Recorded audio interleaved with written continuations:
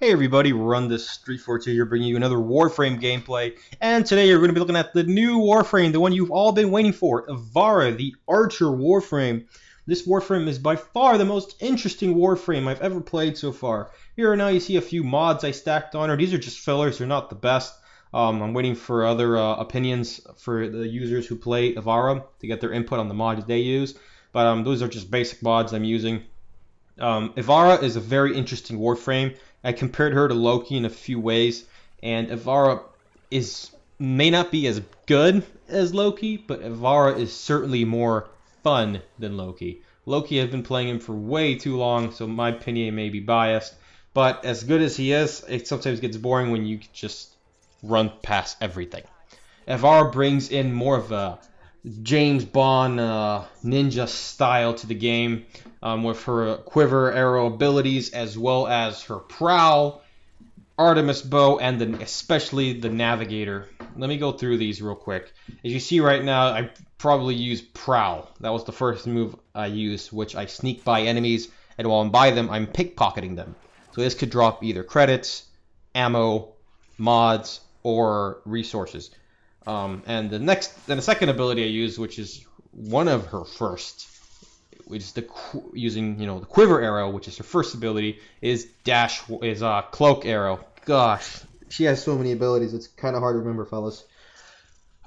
So this is how it works. Her Quiver, because I already mentioned Prowl. Prowl is the third ability. I went from third, the first, the second, to fourth.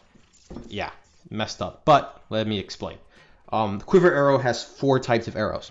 You have the Cloak, Dashwire, Slumber, and Intrigue.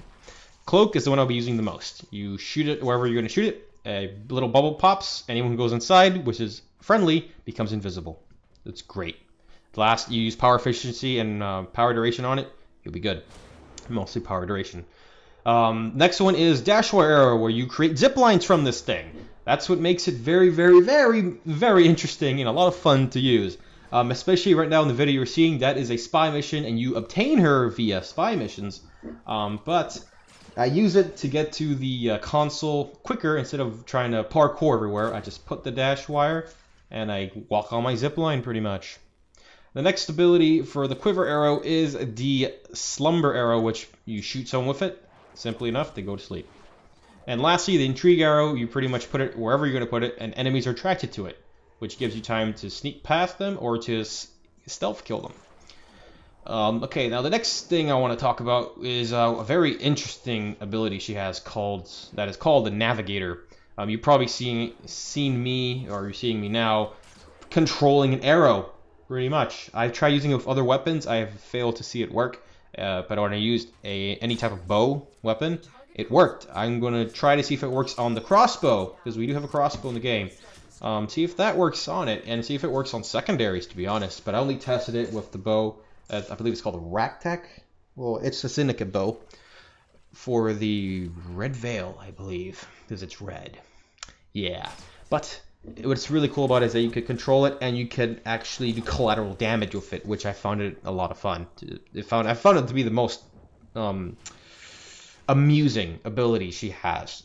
The only drawback is it costs a lot of energy while you're using it. I really hate that. So I have to go back and remod and add more power efficiency so I don't drain all my energy at once. But I like to use that ability while invisible using the Cloak Arrow and not the Prowl. One drawback of using Prowl, where if you have to decide between using Prowl or Cloak Arrow, is that Cloak Arrow, once you use it, it's there. It doesn't drain energy. Prowl, you can walk around with it. Hence, well, keep in mind, when I say you can walk around, I mean you can walk around. If you run, you're out of Prowl. Prowl is just like what the animals do. You're walking slow towards your prey. If you run, you're exposed. But while you're walking around invisible using Prowl, you are draining a lot of energy. So be sure to have power efficiency mods to deal with that issue. And be sure you have a nice pool, an energy pool. But anyway, that's Prowl, that's Quiver, and that is also Navigator.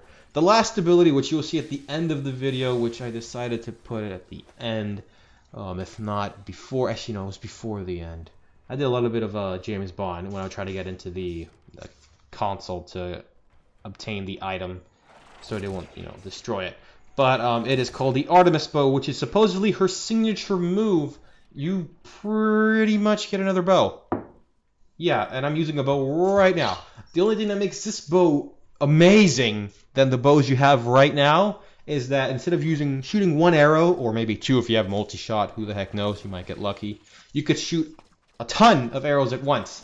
I really don't know, so do not quote me on how many arrows you see.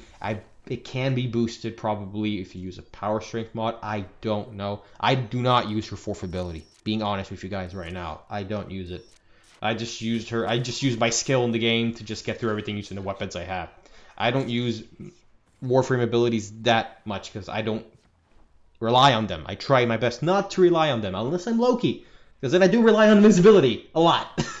But any other frame, I try my best not to rely on it unless it's really crazy. And if it's really crazy, you'll either see me using two Warframes. Valkyr or Loki. That's it. And that's the only frames I use the abilities the most. Invisibility, invulnerability. That's it. But for her, I just play her for fun. I really like how she looks, especially how the fact that her patterns on her hood reminds you of the Grenier from Earth.